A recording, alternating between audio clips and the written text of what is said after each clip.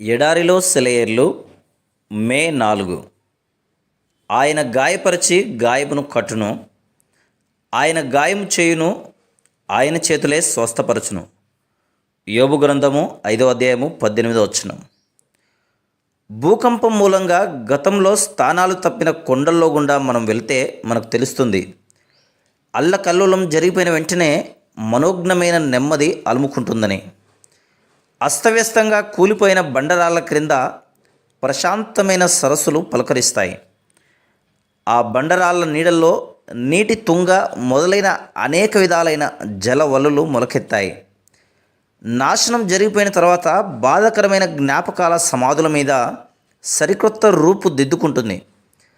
దాని ఆలయ శిఖరం తెల్లగా తుఫాను వెలిసిన మసక కాంతుల్లో దేవుని వైపుకి రక్షణ కోసం అర్రులు చాస్తున్నట్లు ఆకాశం వైపుకి చూస్తుంటుంది. భూమి పునాదులు ఆయన చేతిలో ఉన్నాయి. పర్వతాల గాంభీర్యం ఆయనదే. భూకంపం కల్పించి ఆయన భూమిని దున్నాడు, లోతుగా నెర్రలు చేసి గాయపరిచాడు. నిద్రపోయే మైదానాలు ఉలిక్కిపడ్డాయి, కొండలు బండలు ఎగిరెగిరి పడ్డాయి. పర్వతాలకి తెలుసు దైవ రహస్యం, అనాదిగా మదిలో దాచుకున్న సత్యం. దేవుని శాంతి ఉంటుంది నిత్యం, ఇదే వాటి విశ్రాంతికి ఆధారం.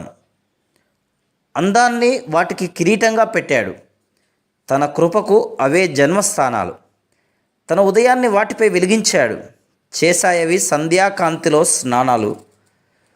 కొండగాలి వాటికి వార్తాహరుడు, సుడిగాలులు కేంద్రం నుంచి వచ్చే సమాచారాలు. కారు మబ్బు వర్షపు దారలు ప్రేమ గీతాలు, లోయల్లో ధ్వనించి వ్యాపించే సంగీతాలు. సెలయేళ్లను లాలించే తూగుటుయ్యల, మబ్బు తునకలను నిద్రపుట్టే జోల.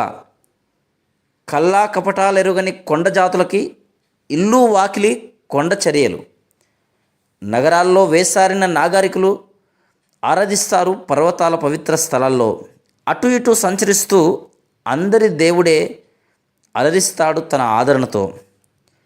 పర్వతాల ప్రశాంతతలోని రహస్యం వినండి, వాటి అణువణువులో నిండిన అందాన్ని కనండి.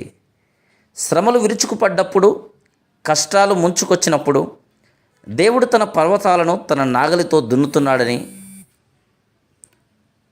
కృపా సమృద్ధి బీజాలను విత్తనున్నాడని, నిత్యమైన ఆయన శాంతిని తలచి తత్రపాటును మానండి. Praise the lord.